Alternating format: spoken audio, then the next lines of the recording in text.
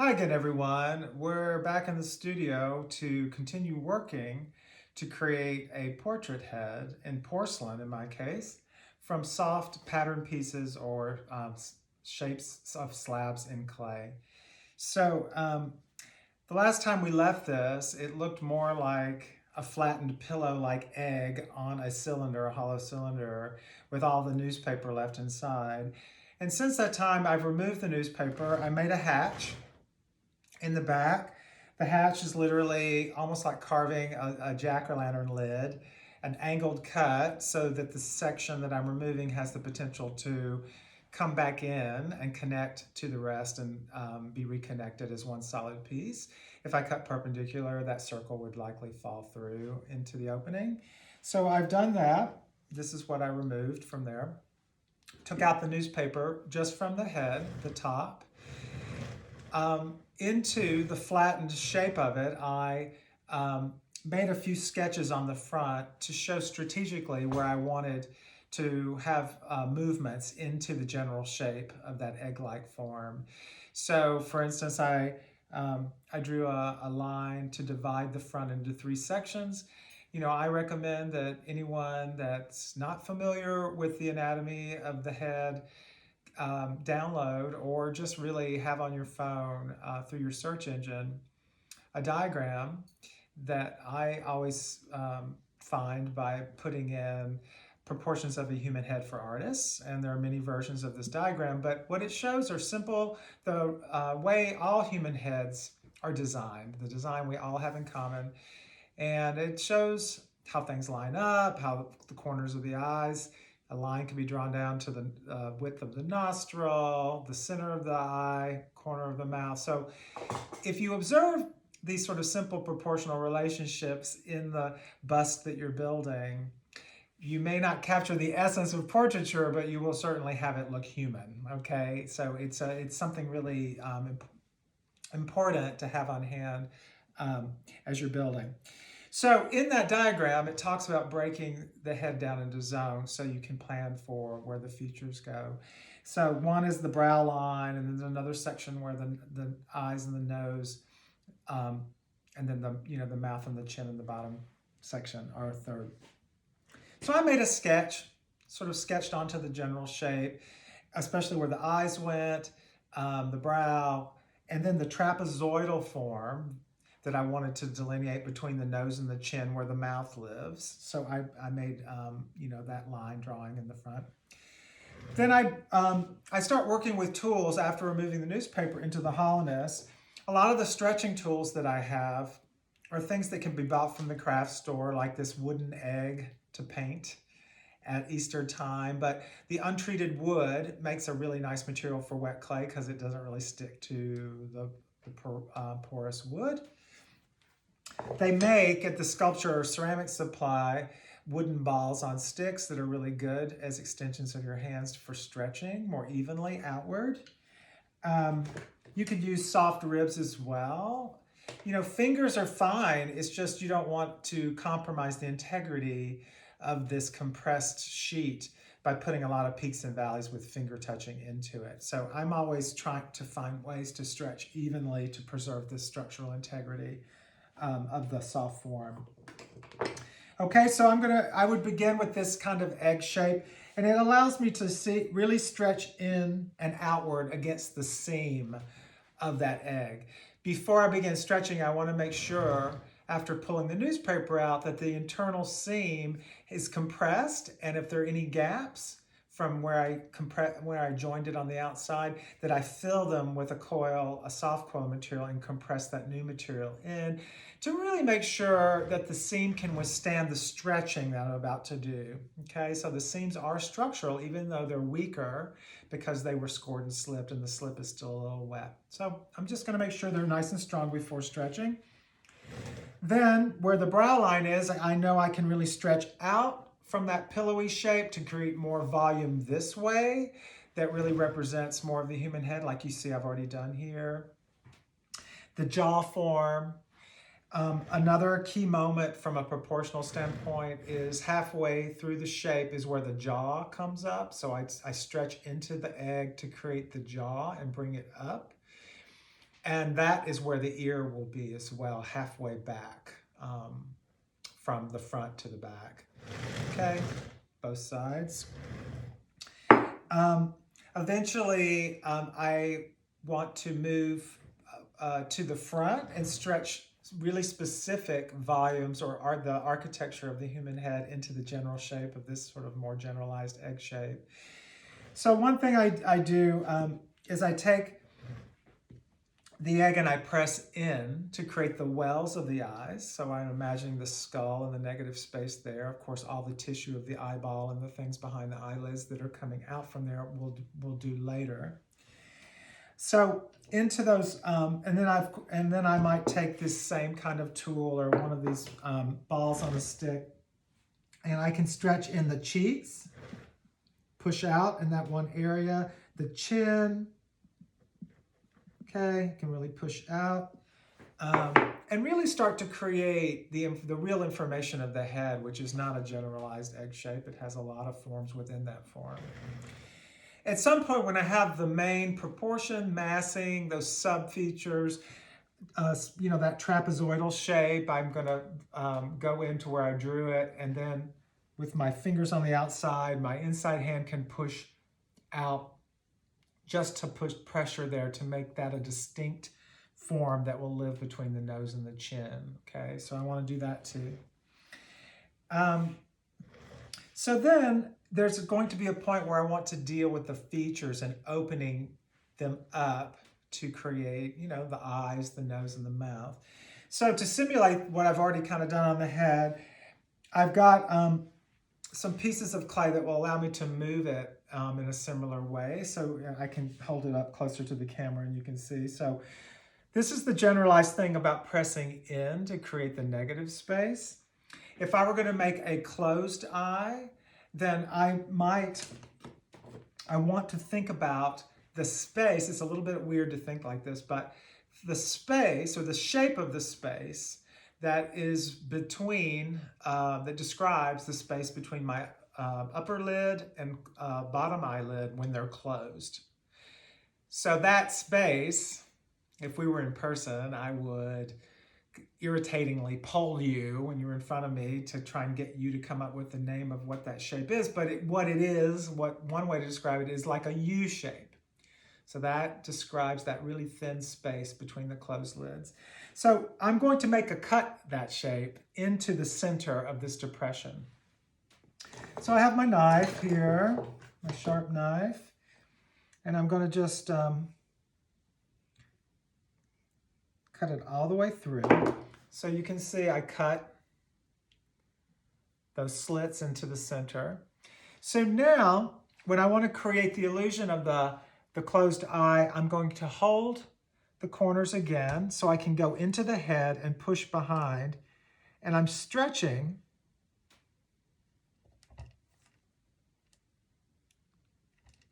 a ball form behind the cut. So one of the beauties of working to make a portrait by making these hollow shapes with just a really sort of uniformly thin wall is this still plastic wall acts like skin when I stretch out against it. So just like the tissue behind the closed eyelids pushes out, there's a kind of stretching of the form. You can capture that with this technique. And it really brings a kind of beautiful, authentic feel to the figure you're making by just taking advantage of this kind of plasticity of the clay to hold the stretch marks, just like when our bodies are reflecting the internal systems that are stretching out against the skin to form the volumes. If I were going to make an open eye, I would go back into that same well area. Now I've stretched out for the closed eye. And I have usually, with a closed eye, enough surface area in the upper lid to remove more to create the negative space of an open eye, which is a kind of almond shape. So I'm going to go in and I'm just going to cut out the negative space, leaving some of the upper lid, of course, because when your eye is open, there's a little less lid showing. So I'm going to leave that. Oops.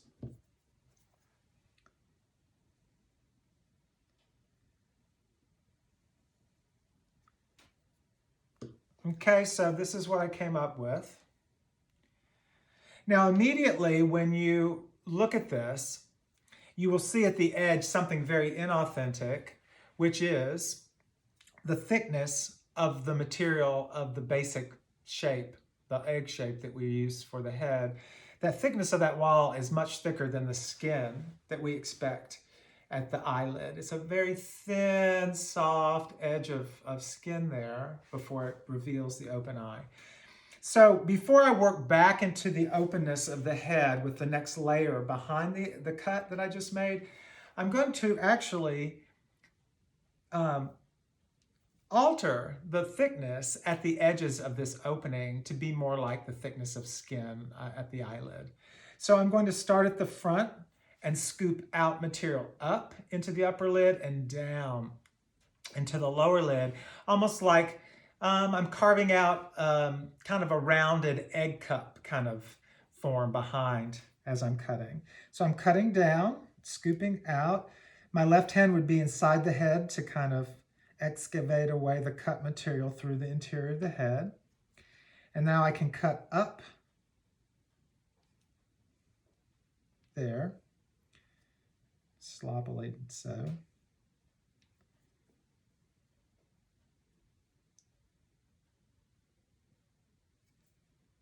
Okay. So the next step would be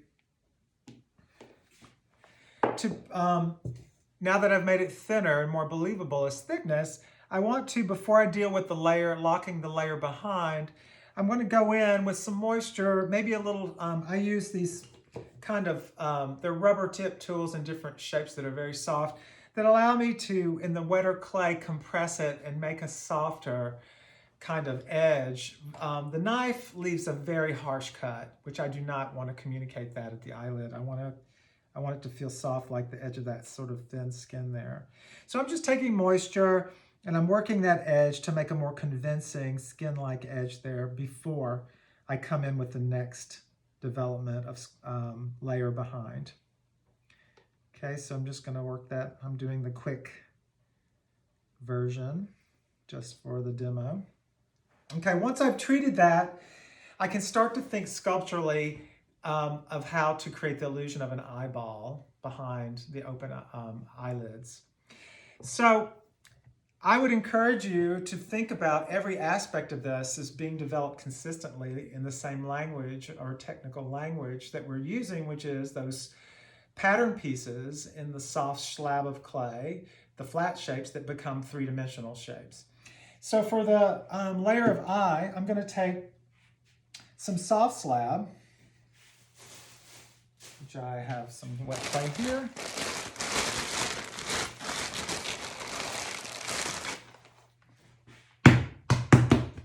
So I'm just going to have a soft slab available to cut out.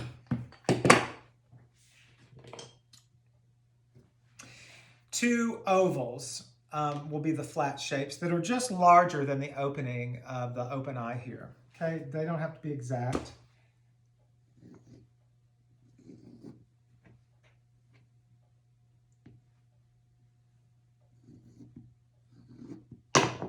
Okay, so I just made two sort of ovalish flat shapes. I'm going to make them just a little bit thinner here.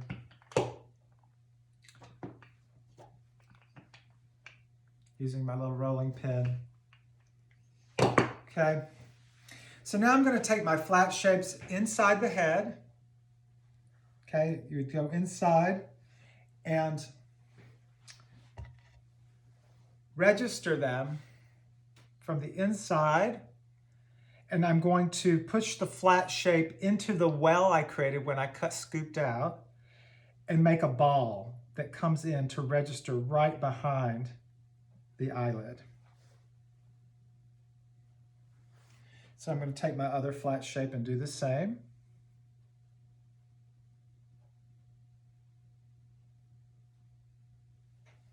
Okay, and you can see the effect of that. And you can see I've done that here on this piece already.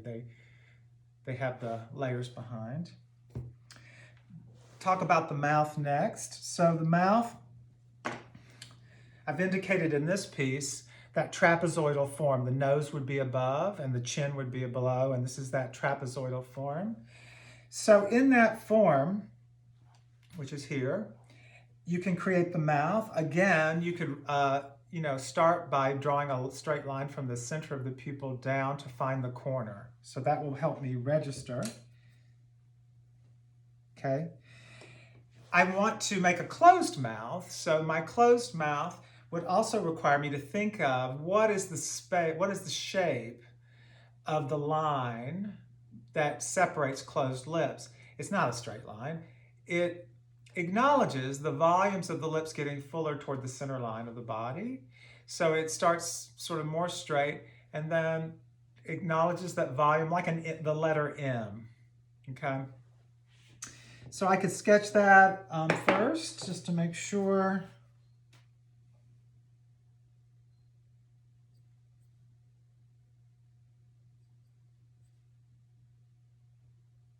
Okay, so I sketched it. Now I'm going to cut it all the way through just like I did the closed eye.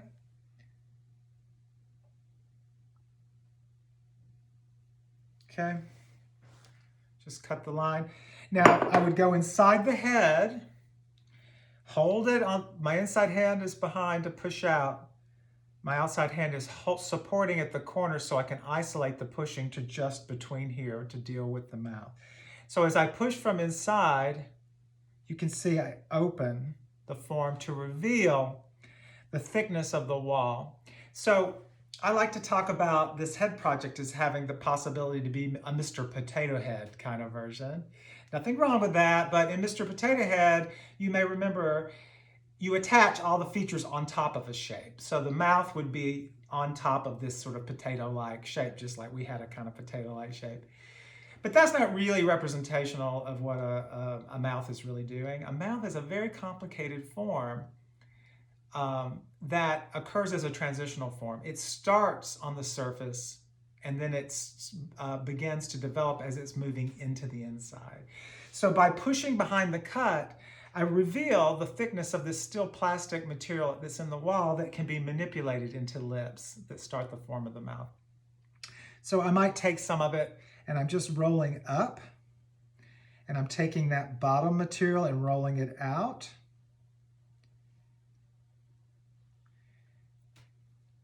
And you can see I'm starting to get to something already in that couple of steps that feels more authentic to a mouth. If I want an open mouth, the whole proportion of this would change because to open a mouth is to drop the jaw, so everything would be elongated. So I can't really just cut out a bigger opening into this. There's not enough proportion available to do that. But I could, like I always like to think of the nutcracker, the wooden nutcracker at Christmas, who you may be familiar with, which is literally usually a soldier sort of caricature shape. But the mouth of this figure is meant to crush or open the hard shell of a nut. It's a simple hinge. And so when the nutcracker's mouth is open, you stick the nut in and then you press a lever and it clamps it shut to crush the shell. So I like to think of that as hinged form is a way to get to an open mouth here or make a change that could accommodate the sculpting of an open mouth. So what I would do is I would take my knife along the center line. I would cut down at the corners of the mouth just like that nutcracker, all the way under, and then I could pull that whole bottom section out and pull it down to elongate and build out that new open form with the drop jaw indicated. Okay, so that would be a whole nother way. With an open mouth, of course, there's a different type of lip that's stretched that needs to be manipulated. And then behind that layer, teeth. So if you wanted to think of the flat shape to form a row of teeth, you might think of the crest white strip, which is, very literal. It meant to go over the teeth. So it's like a rounded, elongated rectangle that when arched could be the row. Before putting it into the head, I can give it lots of information. I could stretch gum lines into foam at the top. I could draw the teeth and sculpt them, and then arch it and then hang it inside the head behind the open lips. So there's a literal attachment behind, so it appears to be suspended, just like the next layer behind our lips when our mouths are open. Okay, so there's a sort of interesting way to use this technique to continue sculpturally to bring information to your portrait head. The nose is not able to be fully articulated from the material in the egg, even though you can indicate it by some initial stretching and thinning. But eventually you're going to want to take that and to get enough volume to get the distance that a nose has from the figure, you're going to need to release it and add to it. So to release it, I like to think of it as like becoming a tab of material by making cuts on 3 sides. So let's say this is the nose that I just stretched out from that egg. I can come in and I'm just going to cut it up on 3 sides. Now I can push it out to bring it away further. That's more like the volume of a nose.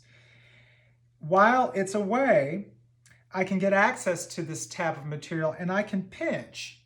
It's still soft. I can still, it's very thick.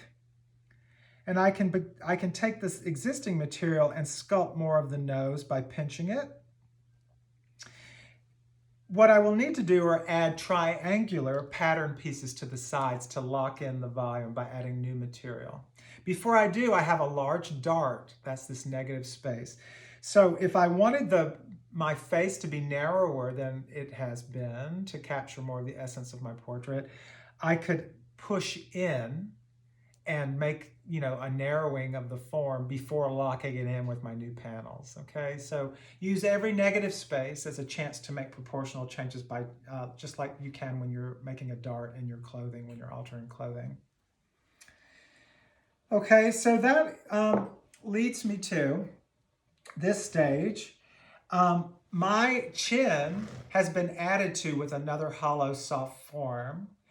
And the reason why I didn't just laminate solidness is because this technique is really nice. Not only that it captures the form by being able to stretch into the skin like clay, but it also is really allowing for something to be strong in the shrinkage, to withstand, to have pretty much a uniform thickness of wall, is to ensure that it shrinks at the same rate, in the same ways, less warping, less cracking. If I start laminating thicks and thins, wherever it's thicker is more likely to trap moisture in the kiln and have an issue like, something blowing up. So I always, with these things, try and avoid a lot of lamination of solid material anywhere on the piece, including the chin. So I would just make a little domed, I just like pinch a little slab that's domed, and then I can just blend it at the edges on. So there's a little negative space in here. I could make a hole into the major chamber before adding it, so there's no trapped air, or I can make just a pinprick somewhere to release the air after. Okay, so I created that volume there. And of course, building out the nose with the detail of that, there's a lot of architecture to understand about the human head as you're trying to capture more representational portraiture. The next phase, I have another small head, and we can talk about last phases of development here. I'm just going to move this over.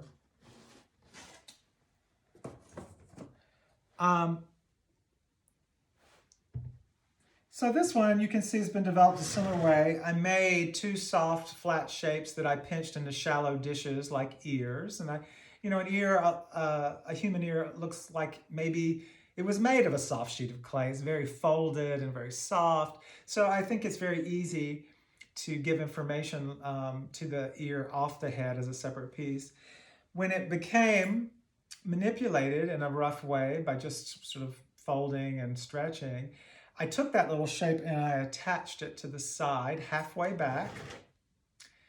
The top of the ear, and this comes from that proportion of the human head for artist diagram.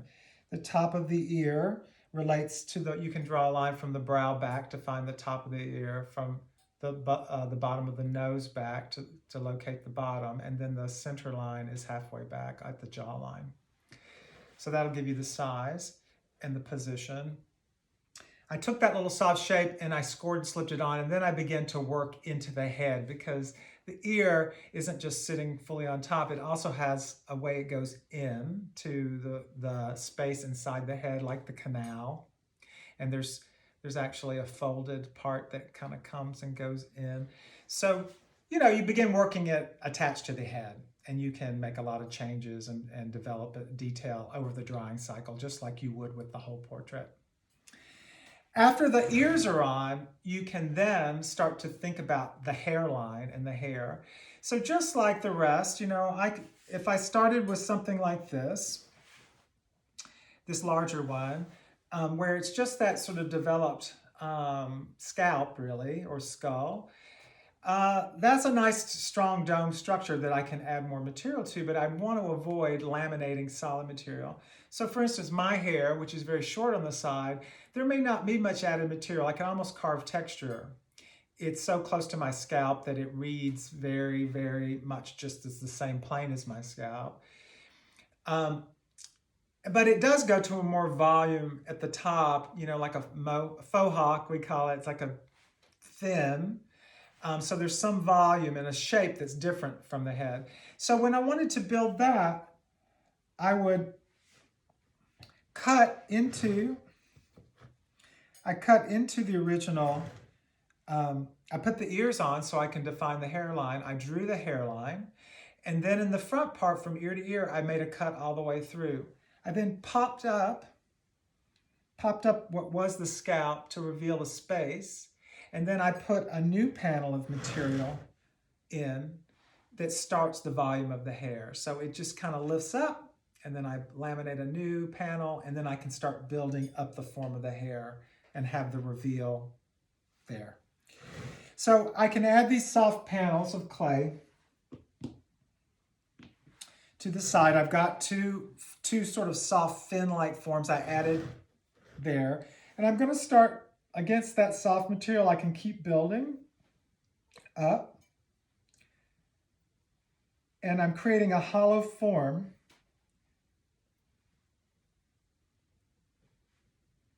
on top of the egg-like structure of the scalp.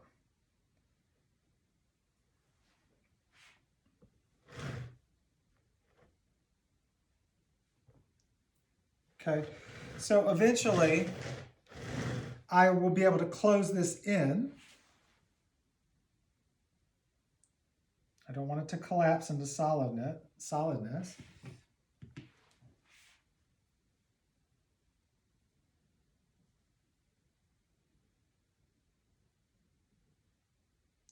And I can create, as I'm building these units that are hair, I'm thinking of the kind of soft currents of the hair, the movement of hair. I'm not really thinking of the texture of hair yet. That kind of detail of the strands or the texture, I almost always wait until they're stiffening so I can go back in with the more controlled tools and remove material and get to more texture. Right now, I'm more thinking of the shape or the form of the hair as it relates to the scalp. I'm really not considering texture as much. But everybody's different. There's no right or wrong way. Okay, so you can see I'm getting this closed in. Before I closed it, I can go back in and cut through what was the egg to take away some material, to lighten it, but also to let the air flow freely from now this new hair form all the way back into the main chamber of the head. And, I'm always sensitive to not having something be air trapped in a part, and that resolves that. It also lightens it. I just don't really need that center of that egg anymore now that I have the structure coming up on the side. Okay, so I've got this. If you were making hair that left the scalp, like you have long hair, you have to add panels that can be manipulated as shallow hollow forms. There's many different stylistic ways to delineate that kind of hair, but there's a form that needs to be added. And you have to resolve as a sculptor the fact you're doing a head or shoulders in a head, and some hair goes beyond that. So you have to kind of find visual ways to reconcile the body being truncated in your portrait and the hair, has to be truncated as well. Okay, So later I would come back and be able to, in stiffer materials, touch this in different ways to get to more detail, more representation. There would be carving. There might be rubber tools that compress the stiffer clay to bring up even more of the qualities and details of skin. So you can really keep working during the stages of drying to bring more detail here. So that is a way to in my case, porcelain portrait bust or portrait head. So I'm going to stop now and I will be back with a discussion of surface treatment and how to start thinking about building layers of information like a painter does in ceramics with drawing and painting and other techniques for surface of figurative work. Thanks for coming by. See you later. Bye-bye.